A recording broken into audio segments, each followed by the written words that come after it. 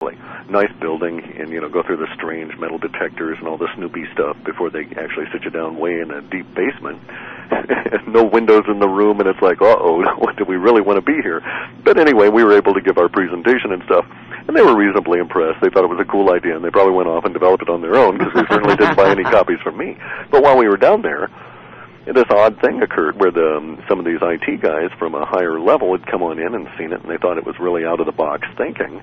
And so the one guy says, hey, we got this project going here. Maybe you'd be interested in working on it. And the project was to try and figure out a way to recognize, in a computer fashion, through an expert system, opportunity. And it's like, well, I told him, no, you can't do that, and here's why. Basically, I had some solid reasons as to why they would never occur the way they wanted it to, because opportunity for one person is not necessarily opportunity for another. But basically, it all came down to how do you teach a computer to have an aware or a prepared mind, because it is only that kind of a mind that recognizes opportunity in the midst of chaos.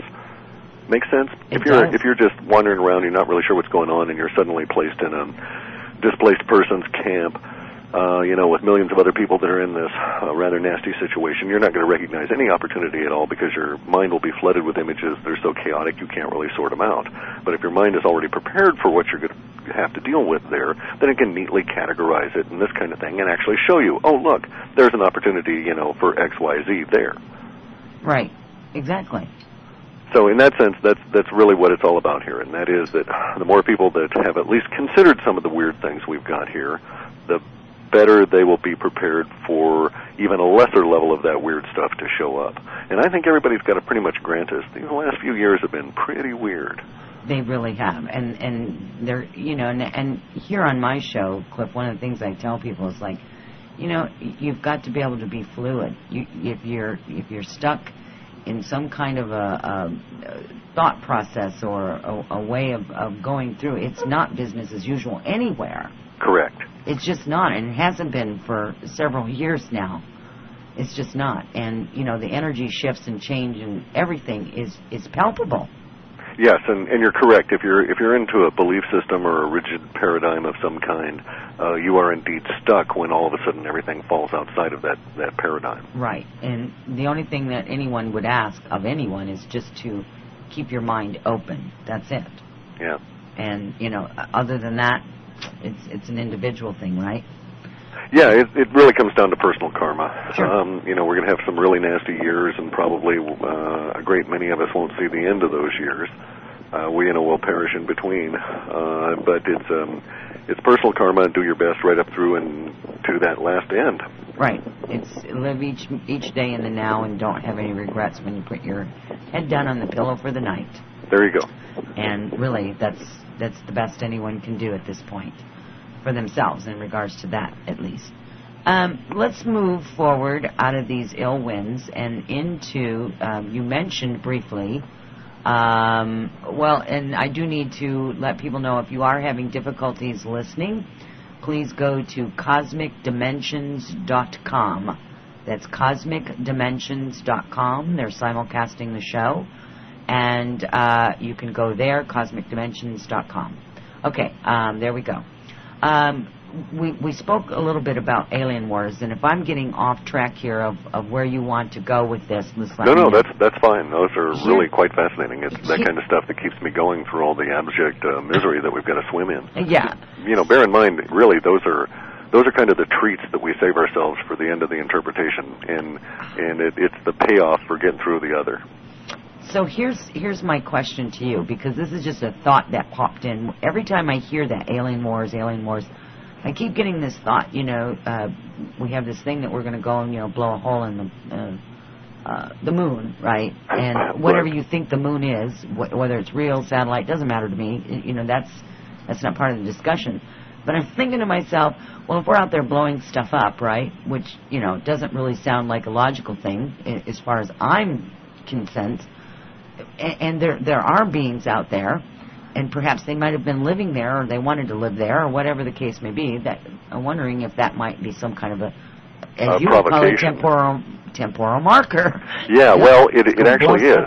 We had seen that come in terms of we knew that language would start in this summer. We didn't really have any idea what the language would be, but that this was the kickoff of the linguistic sets that would mature over time into the vast, larger collection that we called Alien Wars. So this is the very first tickle of it, and we find interplanetary bombing, basically. You can't get much more warfare and space alien kind of stuff than that. Whether or not there's people there or beings that are going to get a bit irritated about our dropping stuff on them and from a high altitude at a very fast rate is immaterial, because the language itself is showing up so that we know that the thread upon which Alien Wars is based is maturing as is expected. So basically, as this stuff goes forward, in our interpretation from report to report to report, we monitor the various linguistic structures, and we can say to ourselves, well, we predicted for this point that these following sets of language would appear. Have we actually seen those? And then you go through and tick them all off and say, okay, then that makes us pretty sure that this next group that's just appeared in that same subset is likely also going to be meaningful temporal markers and at this particular point. So now that we've had the interplanetary bombing language out of the blue from NASA, I mean, it was like they were listening on the phone and said, let's go give them some language. I mean, it's just perfect. The exquisiteness of the bombing and the moon was just a nice juxtaposition for us. But now that we've had that, it means that our other temporal markers along the line towards the Alien Wars are a little bit more solid, if you will, in this all nebulous woo-woo and hoodoo and voodoo and strange kind of stuff world that we're in. These are a little bit more solid. So now what we're kind of looking for is language that would take us up until next summer. And within that sets of language are some really interesting occurrences that will be described, like people in rural areas, barricading the doors at night and sleeping with loaded shotguns and stuff because they're afraid of abduction or invasion or alien critters of some kind. And this is apparently going to be something of a media sensation or a reasonably widespread event, might be regional. I just don't know. We have detail about it, but again, you get down into the detail and you're just kind of guessing. But at the archetype level, it sure looks like we're going to have some very paranoid humans that will take their safety into their own hands, and to a certain extent, there's issues that will cause the authorities some discomfort. So, okay, so let's carry that a little further, because we have to, bring into all of this the powers that be, and some of your language that came into this report was talking about the effect of what all of this report is about is their reactions to what's really going on planetarily. Yeah, we're unfortunately, if we want to talk at a very broad level, and that's best with the powers that be to just assume that everything you've ever heard officially denied is true, and that every screwy conspiracy theory is also true at some level. That is to say, there's a fact upon which the emotion that makes it true is based. Then we start off and we can say to ourselves, the powers that be, that is to say, those people that would rule the planet, the Illuminati, the Bilderbergers, however we want to tag them, the Council on Foreign Relations, this kind of thing. That particular group is reacting to a very broad cycle that is ending, and they're reacting as is predicted and based on their own personality types. And unfortunately, it's going to cause problems for a lot of us because their personality types, they're not going to be able to let go of the power easily, even though the power is slipping from them as we sit here and speak about it. Yes. Every person that becomes aware that they exist is one less person that's going to go along with it. There's actually now organized movements coming along for cooperative passive resistance and even aggressive resistance, etc. Yes. And this is just not good for them. Unfortunately, they're not going to take this well. They actually are going to try and institute some of the more draconian fascistic approaches to things. Whether it would actually go forward to the level that they think, it seems questionable now, because we're getting to some really extraneous data that there's like monkey wrenches being thrown into their gearworks from totally out of left field, and they're just, pardon the mixed metaphor, but it's also almost as though universe is going to intrude and make their worst nightmare inconceivable to them. And that kind of goes with the whole concept, Clif, of be careful what you put out; it just may come back. Yes, but unfortunately, there's some issues here that we have to understand. if you go back all the way into the 1500s and you follow particular trails of occult thought, the Kabbalistic stuff and the John Dee and some of these other magicians, he was the original 007 for the Queen, and he set up these patterns that are in existence now, even through the Masonic and other mechanisms of control that these people use. But if you go back and you examine everything at a symbolic level, the karma that they're actually attempting to do something which is kind of strange. It's easily stated, but not easily experienced or understood. But to state it is, what they're attempting to do is to shift off some of their negative karma to people willing to accept it, even though the willingness may be as a result of being duped or being pressured all of their lives.